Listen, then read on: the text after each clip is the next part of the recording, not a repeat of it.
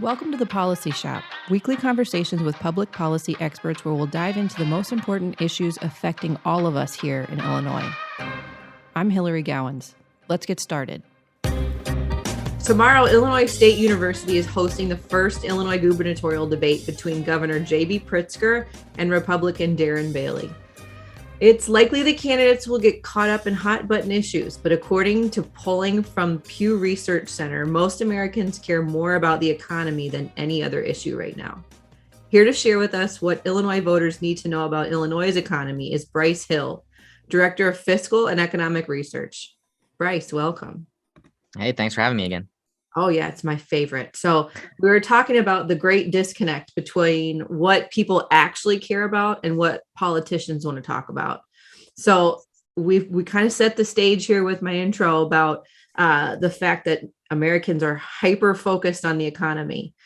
If Bailey and Pritzker just don't touch on that, or they pay it lip service tomorrow, what in your estimation is it that Illinois voters really need to know about the state of Illinois' economy? I think what voters really need to know is going to be the reason why Pritzker wants to try to avoid it and talk about it as least as possible. And it would be wise for Bailey to try to focus on is just that outcomes in the state of Illinois, and we've covered it for a long time, are not as good as they are elsewhere. So, you have what is seemingly and will probably be mentioned in passing of, 4.6% unemployment rate. The state's added jobs for 14, 15 consecutive months now. Those might be things that Pritzker pays lip service to, but he really wants to avoid talking about the actual nitty gritty details of that as much as possible, because once you start digging into those details, the picture starts to fall apart and it's not as rosy as everything seems, both within a historical context and when you compare across states. So the truth of the matter is that many Illinoisans are struggling. You have 300,000 Illinoisans out of work right now, finding it difficult to actually land themselves a job. We're on the brink of a lot of economic uncertainty. We need some of that certainty to come from our politicians and lawmakers about what the future looks like. But unfortunately, we're probably not going to hear much about that tomorrow. So you mentioned historical context, historical jobs performance. I want to dive into that a little bit too, because I think to a certain extent, it's fair to say that the past 2-3 years have been incredibly unusual. And so measuring jobs performance, economic performance broadly, and holding it to the same standard as normal times is unfair because of everything that we've been through. So how do you talk about the job performance in the past several years fairly? What's your analysis? What do we need to know? So things have definitely been unprecedented, to use a very overused term, but it's not every day, not every couple of years that you see this massive multi-million, spike in unemployment, record unemployment claims, and then also see what's really been an incredibly quick rebound when you talk about the depths of job losses versus where we're at today. So on one hand, yes, this has been a new frontier, something we haven't seen, just trying to treat the economy like a light switch to turn it on and off. And we've had some lingering effects from that. But I think the biggest things that we can look at to kind of evaluate, what the experience has been is to look at one, where do we stand today in Illinois versus the past? So when you look pre-pandemic, Illinois' unemployment rate was actually even lower. So we were in the neighborhood of 3.5%, slightly higher than the national average of 3.3%. But we had basically seen this essentially a decade-long climb out of the Great Recession for Illinois' unemployment rate and labor market to catch up with the national economy, at least in terms of unemployment rate and opportunities.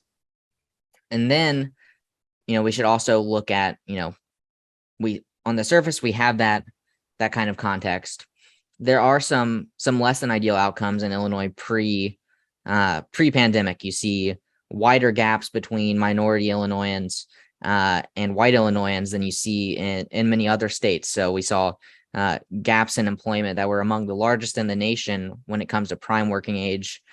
The prime working age workforce, you see larger gaps in unemployment between Black and white Illinoisans than you see in virtually any other state. So at the surface level, the economy had kind of caught up to the national average, but it wasn't working as well for everybody across the spectrum. And then you introduce, 2020 hits, the economy gets shut down overnight, essentially. And we see a massive spike in unemployment everywhere. Illinois was actually on a fortunate receiving end of that because those job losses initially weren't as bad as they were in other places. So Illinois has got a relatively, an extremely diverse economy, a pretty robust labor force, and we weathered that storm better than most other states who are, maybe particularly reliant on tourism or certain industries for their economy and for jobs. Illinois is not in that situation. And so we saw fewer job losses here. But what we didn't see was, the same magnitude of this kind of rebound effect that we saw everywhere else. So the jobs didn't come back as fast here. They came back sure at a pretty fast pace relative to historical jobs growth, but we're still missing almost 100,000 of them. As I mentioned, you have more than 300,000 Illinoisans out of work actively looking for it. The labor force is smaller than it was pre-pandemic. And at the same time, 19 states are actually above their pre-pandemic employment levels. So you have this wide gap. The rest of the nation has recovered these losses. Illinois still hasn't. And it's leading to, real world Illinoisans hurting because of that.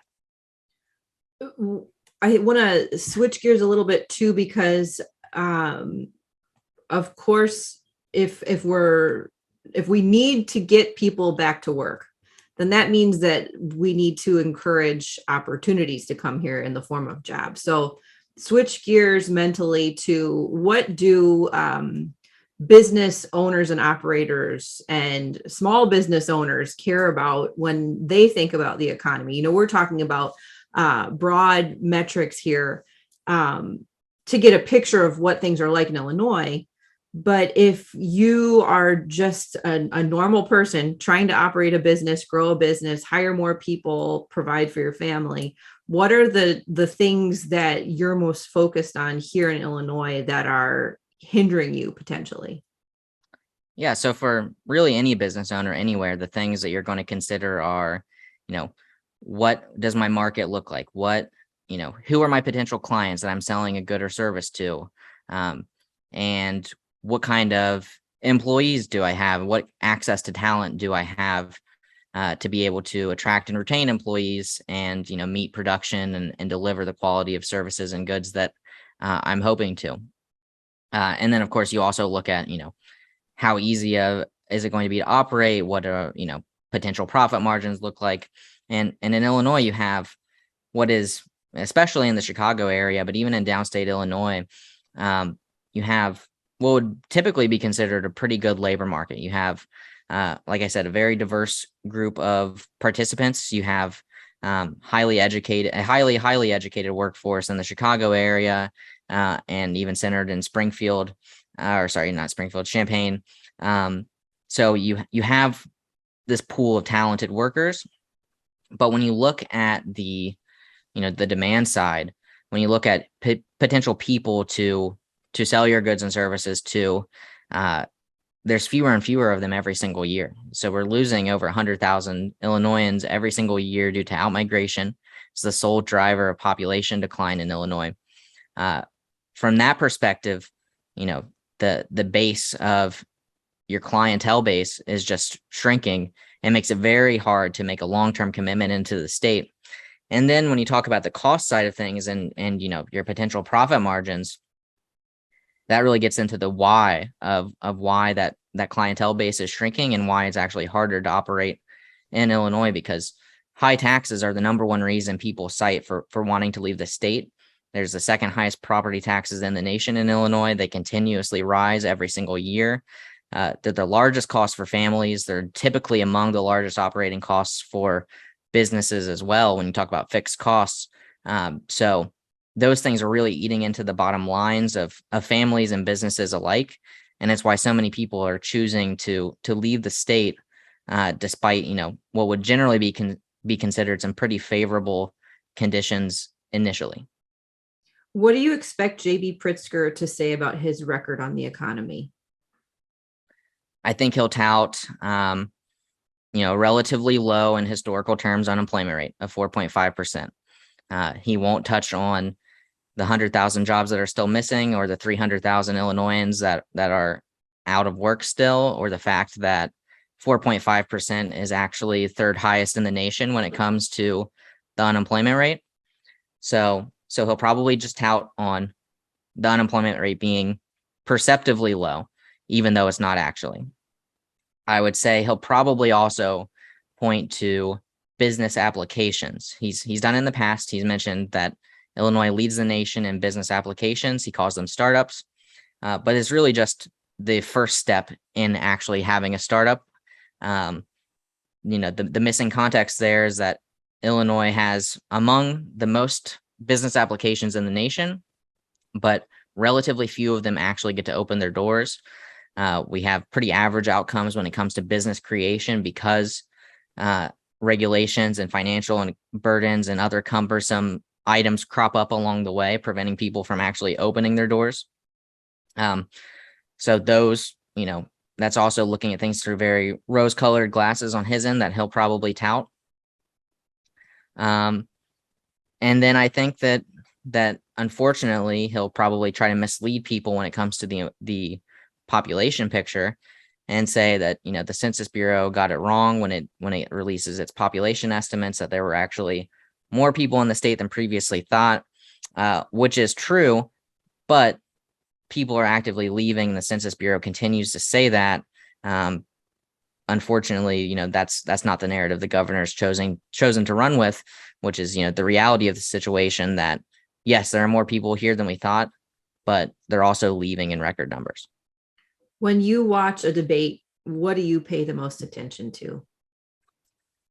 I think I pay the most attention to what isn't said, or the things that, are glossed over, because those are the areas that people want to avoid talking about. And those are typically the areas that people should be most interested in. Politicians participating in these debates are trained to go to point to outcomes that are most favorable for them, talking points that are most favorable for them, that poll the best for their respective bases. So by paying attention to the areas that they're silent, or the topics that they're silent on, probably says more than anything they're actually going to say during the debate. All right. And in closing, just summarize real quick for us in 1 to 3 sentences what we need to know about Illinois' economy. There's a lot of uncertainty approaching. Illinois might be in a recession, we might not be, but outcomes are certainly lagging our neighbors and our peers. We need certainty moving forward. We need a certainty that property taxes aren't going to keep going up. I think the first thing that means most immediately on election day is that voters want to take a hard look at Amendment 1, which is projected to raise property taxes. Will certainly raise property taxes. The question is really just how much. So I think that, that should be top of mind, and actually should probably be the number one issue discussed during the debate when we talk about the economy as well. And that if we want any real sustainable relief and to see these outcomes changed, we need to have honest conversations about what's actually happening in the economy, rather than glossing over and painting over, the really ugly details to get this really nice, pretty picture based on some relatively favorable top line numbers. All right. Well, Bryce, thanks for breaking that down for us. We'll see how the debate goes, but I appreciate your insight on what people actually need to know about the economy. Thanks. Yeah, no problem. Listen and subscribe to The Policy Shop wherever you get your podcasts.